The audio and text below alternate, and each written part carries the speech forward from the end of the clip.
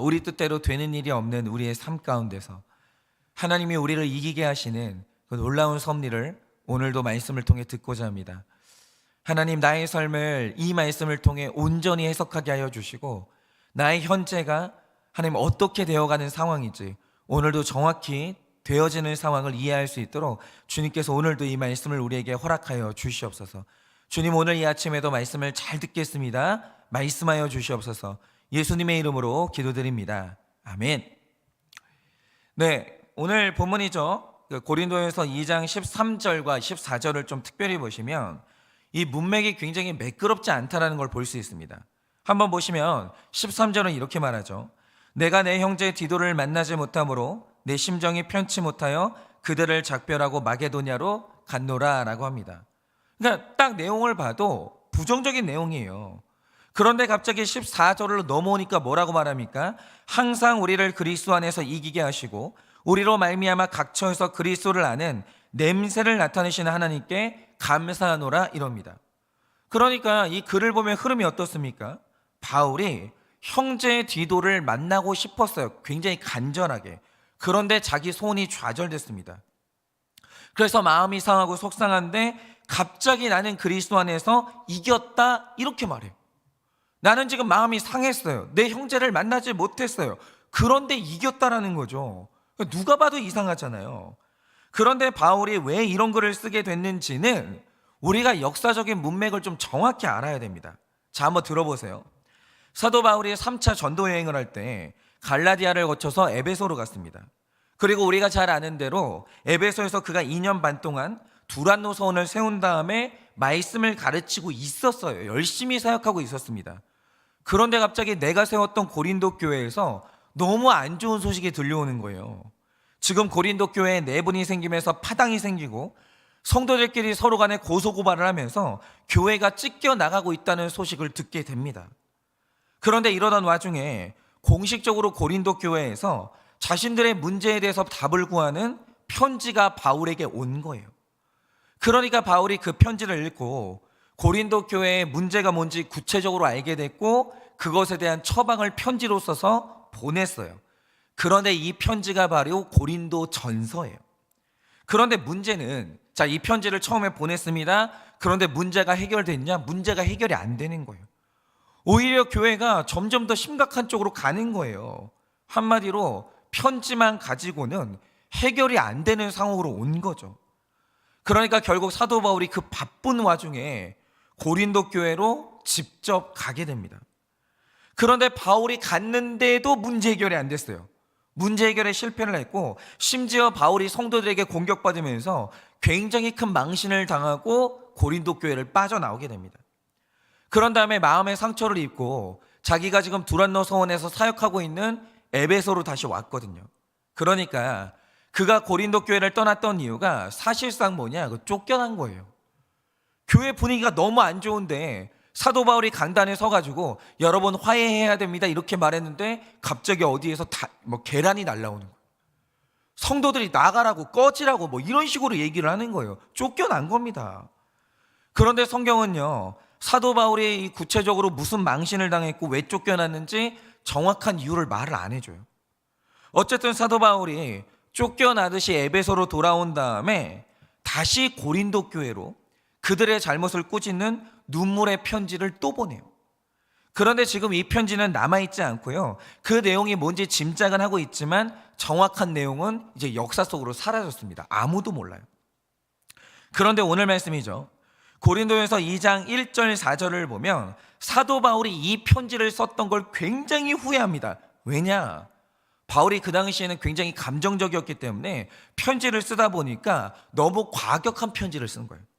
책망을 너무 심하게 한 거죠. 그러니까 사도 바울은 성도님들이 그 편지를 받고 4절 말씀처럼 그들이 마음으로 근심하다가 시험에 들어서 믿음에서 떠나고 고린도 교회가 이 공중 분해될까 봐 너무너무 두려웠던 거예요. 그래서 이 무서운 책망의 편지를 보낸 다음에 이 고린도 교회의 상황이 너무 궁금한 나머지 마게도냐로 간 다음에 거기에서 디도를 만나서 지금 교회가 어떻게 돼가고 있는지 상황을 듣고 싶었던 거예요. 그러니까 우리 부모님들 그렇잖아요. 우리 아이들에게 아이들이 잘못하면 때로는 매로 때리고 너 어떻게 그럴 수 있냐고 혼낸 다음에 방으로 들여보내거든요. 걱정되는 거예요. 얘가 상처받지 않았을까? 얘가 뭐 집을 나가지 않을까? 너무 두려운 거예요. 소식을 알고 싶잖아요. 그러니까 사도 바울이 혼을 낸 다음에 이제 그 소식이 알고 싶어서 디도를 만나고자 했습니다. 교회가 어떻게 됐나? 그러니까 나의 책망하는 편지를 받고 성도들이 상처받은 거 아닌지 이 디도에게 그 소식을 듣기 위해서 간절히 디도를 기다렸어요. 그런데 아무리 기다려도 디도가 나타나질 않는 거예요. 그래서 13절을 보면 마게도냐에서 굉장히 고심하고 심령이 편치를 못했어요. 너무 고린도 교회 소식을 듣고 싶은데 디도가 안 나타나는 거예요. 그래서 이 정확한 소식을 모르니까 이렇게 되는 거죠. 머리에서 막 부정적인 상상이 막 떠오르면서 막 교회 다수가 교회에서 멀어지지 않았을까? 이러다가 교회 하나가 없어지는 건 아닌가? 뭐 이런 생각들을 하면서 너무 괴로워하고 있던 와중에 드디어 디도가 나타났어요. 야, 어떻게 됐냐? 교회 어떻게 됐냐? 성도님들이 시험 들지 않느냐? 어떻게 됐냐? 물어본 거죠. 그런데 디도가 놀라운 소식을 전해주는 거예요. 그게 뭐냐? 이 책망의 편지를 읽은 고린도 교회가 드디어 자신들의 죄를 인정하고 바울에게 망신을 줬던 성도님들을 치리하면서 교회가 드디어 안정을 찾기 시작했다는 굉장히 기쁜 소식을 듣게 됩니다. 그런데 그의 마음의 감격과 기쁨이 고린도후서 7장에 너무 잘 나타나 있어요. 너무 기뻤던 거예요. 그래서 마음이 이제 회복이 됐습니다. 그리고 그 기쁨 가운데에서 고린도후서 말씀, 특별히 오늘 말씀을 쓰게 된 거예요. 그러니까 오늘 본문은 그가 두려움 가운데 괴로워하고 있을 때 디도로부터 너무 기쁜 소식을 들었던 그 마음의 감정을 그가 기록하고 있는 겁니다. 그런데 우리가 여기에서 볼 수 있는 메시지가 뭐냐? 자, 사도 바울을 보면요, 자신의 삶이 내가 의도했던 것과는 달리 계속해서 고난과 좌절의 연속이에요. 삶이 내 뜻대로 안 돼요. 그런데 갑자기 14절부터 분위기가 역전되면서 이런 내용이 나오죠. 항상 우리를 그리스도 안에서 이기게 하시고, 이렇게 말해요. 그러니까 그는 갑자기 뭐라고 말하냐면 사도 바울은 자기의 삶이 그리스도 안에서 항상 이기는 삶이다, 이래요. 근데 이게 이상한 거죠. 사실 인간적으로 보면 사도 바울이 소아시아 땅, 특별히 고린도에서 전도를 하고 에베소를 거쳐서 드로아에서 마게도냐로 돌아오는 이 3년 반 동안의 시간은 지옥이었어요. 고난과 좌절의 연속이었다니까. 안 되는 거 투성이었어요.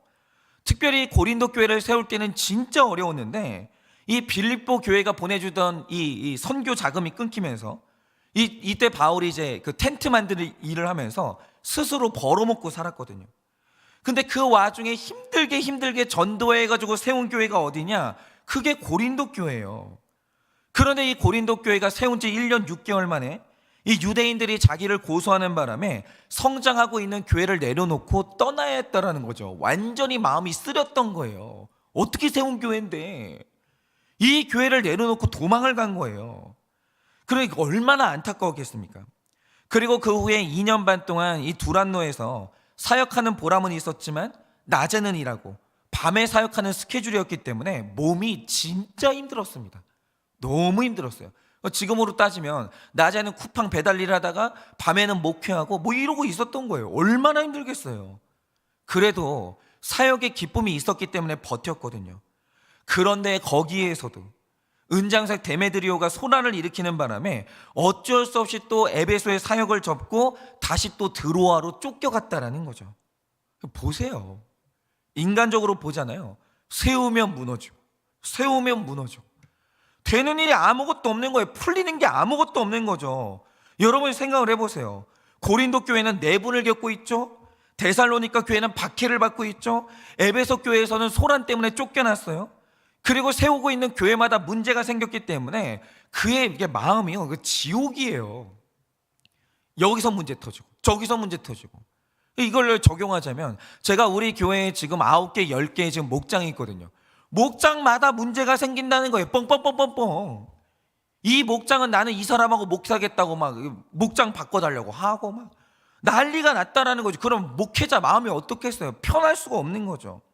이러니 이김이라는 단어? 나는 이겼다라는 말? 이거는 사도 바울하고 관계가 없는 말인 거예요. 그런데 그가 오늘 디도를 만났어요. 그리고 디도를 만나서 고린도 교회 소식을 듣고 나서 그는 자기 인생을 새롭게 보는 관점이 새롭게 열린 거예요.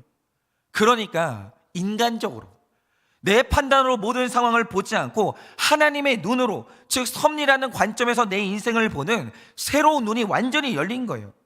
그래요. 자기 개인적으로 보면 내 인생은 고난의 연속이고 좌절이에요. 계속 실패해요. 되는 게 없어요. 내가 뭐가 잘못됐나? 나는 실력이 없나? 이상한 생각이 들죠. 그런데 나는 되는 게 없지만 지금 고린도 교회에서 하나님의 뜻이 이루어지고 있는 거예요. 나는 되는 게 없는데 내가 없는 동안 고린도 교회에서 성령님이 일하고 계시는 거예요. 그래서 여기서 우리가 알아야 될 게 뭐냐면, 저 같은 목사들이, 여러분도 보면 그렇습니다. 사람들이 흔히 착각을 하기를 내 실패가 하나님의 실패라고 착각하는 사람들이 있어요. 그런데 놀랍게도 바울이 깨달은 게 뭐냐? 내 실패가 하나님의 실패는 아닌 거예요. 전혀 다른 거예요. 심지어 하나님은 내 실패를 통해서도 구원을 이루신 걸 그가 보게 된 거예요. 저도 그래요. 제가 이제 한일교회 온 지 4년 동안 계속 실패밖에 없었거든요. 뜻대로 된 게 아무것도 없어요. 그런데 교회가 전혀 새로운 교회가 된 거예요. 그러니까 여기에서 사도 바울의 결론이 뭐냐? 자기의 삶을 이기는 삶이라고 묘사를 했어요. 항상 그리스도 예수 안에서 예수는 나를 이기게 하신다라는 거죠. 실패해도 그 실패가 예수 그리스도의 승리로 귀결되는 거예요. 그런데 오늘 말씀에서 중요한 건 이거죠. 우리가 무조건 이기는 게 아니에요. 가만히 있는다고 이기는 게 아니라 나를 이기게 하는 결정적인 조건이 있다라는 거죠. 그러면 그 조건이 뭔가? 오늘 말씀은 이게 중요해요. 그 조건이 뭐냐? 여러분이 오늘 말씀을 보시면 바울이 하나님의 섭리를 뭐라고 독특하게 표현하냐? 냄새라는 개념으로 표현해요. 그러니까 14절을 보면 냄새라는 표현이 나오고 15절에 향기라는 말이 나옵니다. 여기서 이 냄새라는 말이 오스메라는 말인데 이게 70인경에서 70회나 나오는 단어예요. 이 오스메가 주로 어떤 걸 말하냐? 하나님께 드려지는 제사 혹은 제물의 향기를 묘사할 때 오스메가 기록돼요. 그러니까 이런 거죠. 여러분 혹시 동물 잡아보셨습니까?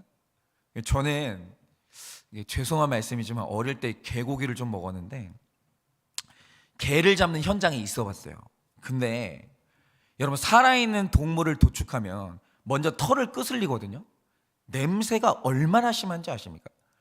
그 누린내가요 어마어마하게 심해요. 여러분 이런 식으로 그 당시에 동물을요 불 위에 그냥 번제로 드렸거든요. 불에 태웠어요. 그러면 동물의 내장과 기름이 타면서 강력한 냄새가 나요. 이게 굉장히 강력한 냄새인데 이 냄새를 표현할 때 오스메라는 단어를 사용했어요. 그러니까 이 냄새라는 말은 주로 동물이나 식물이 가지는 그 독특한 냄새가 있어요. 그걸 뜻하는 말로 사용이 되었고, 또 15절에 나오는 향기라는 말은 냄새라는 말과 좋다라는 말이 합쳐진 합성어예요. 그러니까 향기는 뭐 단순하게 말해서 좋은 냄새 이런 뜻이죠. 어쨌든 이 냄새라는 말이 성경에서 사용될 때는 딱 한 가지의 의미를 전달합니다. 그게 뭐냐? 실체를 가리키는 지시자 이 뜻이에요. 이게 무슨 뜻이냐면 어떤 냄새라는 것은요 고유한 실체를 가리키는 기능이 있는 거예요. 예를 들어서 여러분 포도라고 하죠. 포도는요 포도만의 독특한 냄새가 있어요. 사과는요 사과가 뿜어내는 독특한 냄새가 있고, 수박은요 수박을 가리키는 독특한 냄새가 있어요. 그러니까 저도 어느 날 이제 저녁에 가보면 저녁에 퇴근하고 딱 집에 갔는데 갑자기 냄새 나요. 냄새를 딱 맡으면 아는 게 있어요. 아, 오늘 반찬은 생선이구나. 알아요. 여러분 냄새만 맡아도 아는 게 있어요. 여보 오늘 반찬은 된장찌개야? 김치찌개야? 냄새가 의미하는 게 뭐냐? 어딘가에 실체가 있다는 거예요. 그게 냄새의 기능이에요. 그러니까 여러분 냄새라는 건요 실체를 가리키는 기능을 한다는 거죠. 그러니까 오늘 사도 바울이 자신을 가리켜서 나는 그리스도의 향기요 그리스도의 냄새요 이렇게 말한다고 할 때 여러분 자기 속에 그리스도가 있다 이 말 뜻이기도 하고, 자신이 그리스도와 연합하고 있다 이 뜻이기도 한 거예요. 나를 만나면 그리스도가 존재한다는 걸 알게 되는 거예요. 그러니까 나를 뭐라고 표현하냐? 나는 그리스도의 향기, 그리스도의 냄새다, 이렇게 표현하는 거예요. 그런데 내 안에 그리스도가 존재하기만 해도 그때 일어난 일이 뭐겠습니까? 내 삶은 내가 원하는 대로 이어지지 않아요. 때로는 내가 깨어지고 부서지는 그런 삶을 살아요. 그런데 그런 와중에도 불구하고 오늘 그리스도를 나타내는 냄새가 나한테 풍겨나는 거예요. 내 안에 그리스도가 있으면. 그러니까 내 삶에 여전히 그리스도가 있으면 냄새가 날 수밖에 없는 거예요. 바로 이거죠. 여러분, 예수님 안에 있는 자의 성공이 뭡니까? 그것은 궁극적으로 나의 결론이 아니에요. 나의 행복, 나의 성공, 내가 느끼는 감정, 그것이 성공이 아니라는 거죠. 여러분, 그리스도인의 성공이라는 것은 내 삶을 통해서 예수의 냄새가 나야 되는 거예요.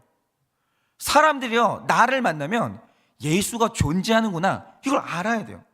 그런데 나를 통해 향기가 난다, 냄새가 난다, 그리스도의 냄새가 난다, 그러면 일어난 일이 뭐겠습니까? 사람들이 그 냄새를 맡고 그리스도가 존재한다는 사실을 깨닫게 되는 거예요. 그들이 하나님을 만나게 되는 거예요. 그리스도는 진짜 살아있구나, 그는 구원자구나, 이걸 알게 되는 거죠. 그런데 바로 내가 그 냄새의 역할을 했다면 바로 그게 성공이라는 거예요. 사도 바울은 그걸 말하는 거예요. 그런데 문제가 되는 게 뭐냐? 내가 예수님을 만나고 구원을 받았다라고 하면서 자꾸 다른 냄새 풍기는 사람이 있다라는 거죠. 있어요. 교회에 있거든요. 직분도 받았거든요. 근데 그에게서 나는 냄새를 보면 다른 냄새가 나는 거예요. 예를 들어서 제가 자꾸 제 딸의 이야기를 해서 죄송한데, 제가 이제 너무 못 알아들으니까 하나님께서 제 딸을 통해서 말씀하실 때가 많아요. 그래서 간증을 하다 보면 제 딸에 대한 이야기를 많이 하는데 좀 이해해 주시길 바랍니다. 이제 어떤 일이 있었냐?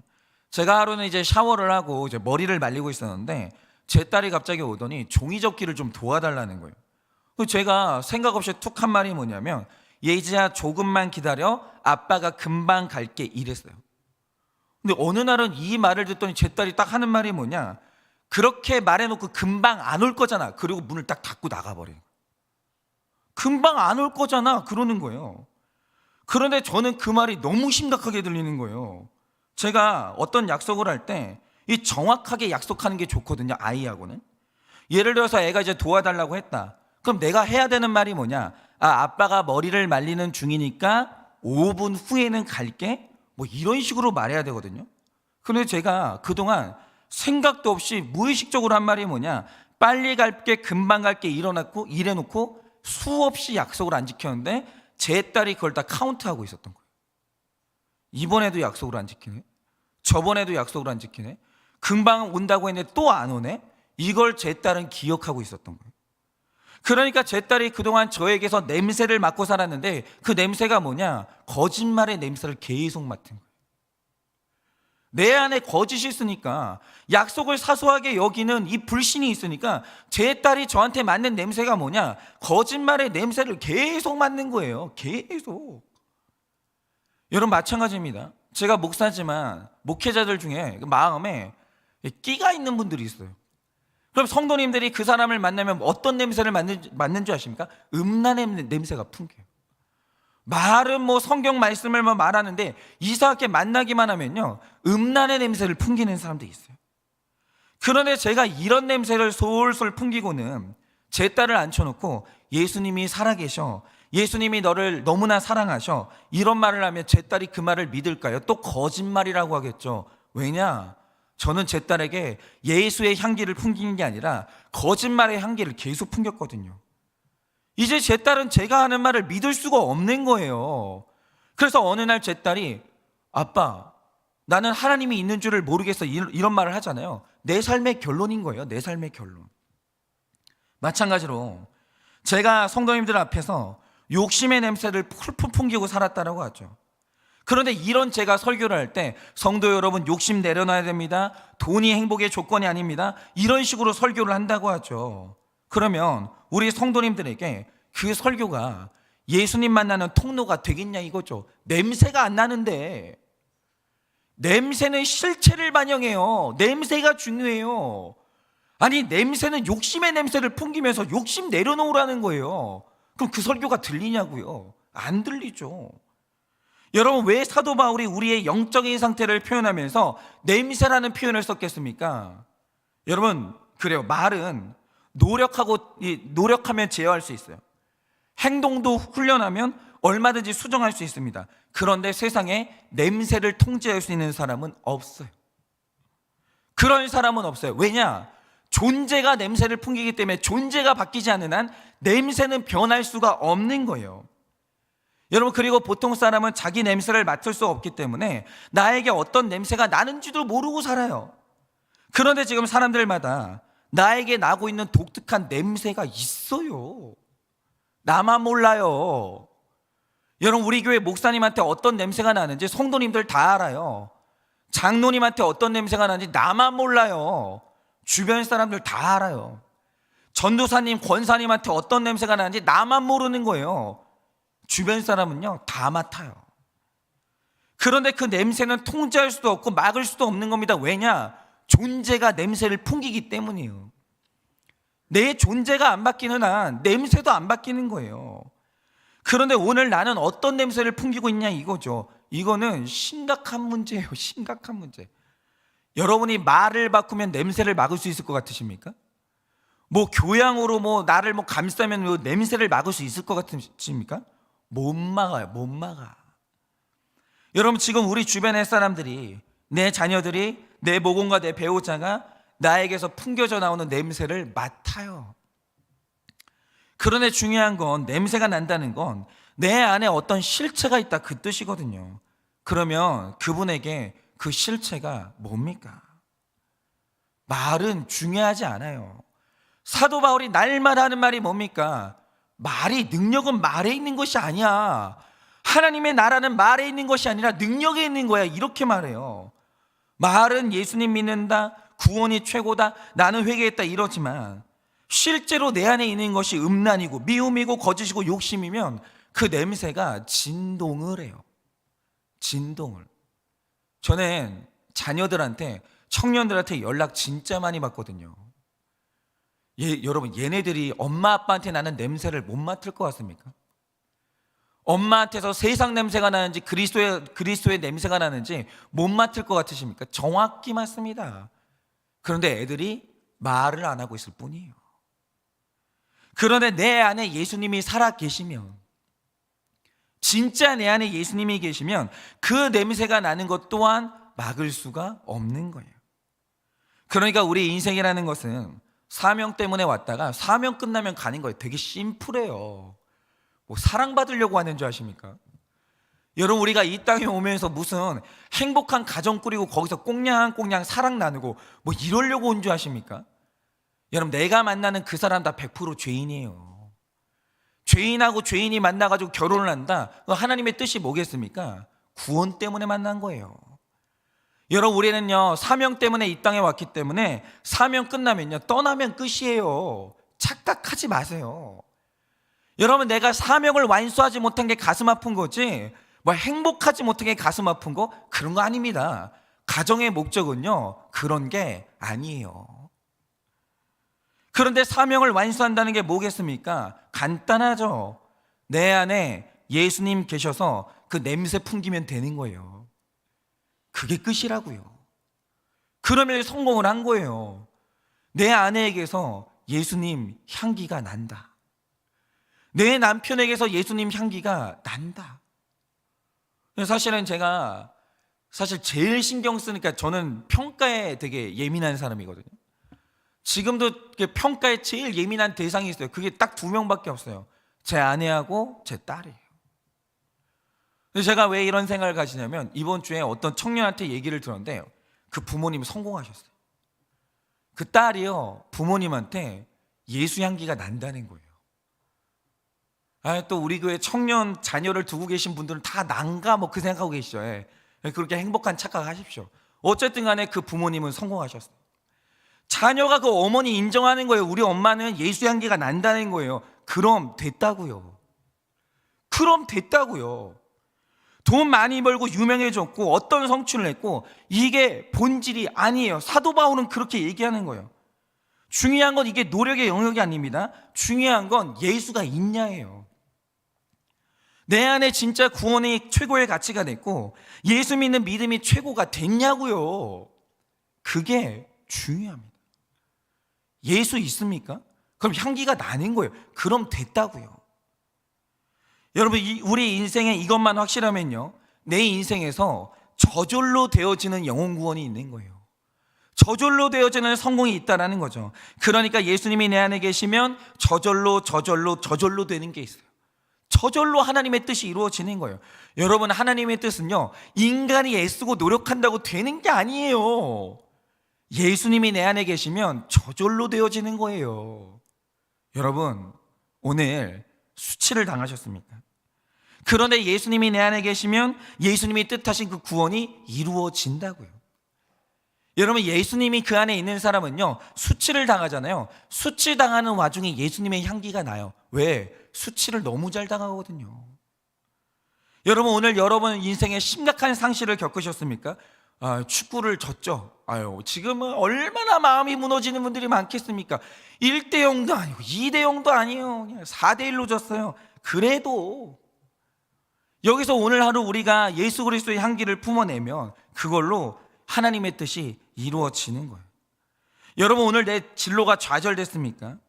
이제 예수 안에 있는 내 사명이 발견이 되는 거예요. 예수 안에 있는 자는 내 뜻이 좌절되면 하나님의 뜻이 이루어지는 거예요. 그러므로 이 세상에서 진짜 긍정적인 마인드는 예수님 안에 있는 사람이 가질 수 있는 겁니다. 그러니 여러분, 오늘 우리가 신경 써야 될 게 뭐겠습니까? 실패했냐 좌절됐냐, 내 뜻대로 됐냐 안 됐냐, 이게 아니에요. 예수님이 있나, 내가 지금 어떤 향기가 나나. 실패와 좌절과 아픔 속에서도 그 냄새가 나나. 그 냄새만 나면 예수님의 뜻이 이루어져요.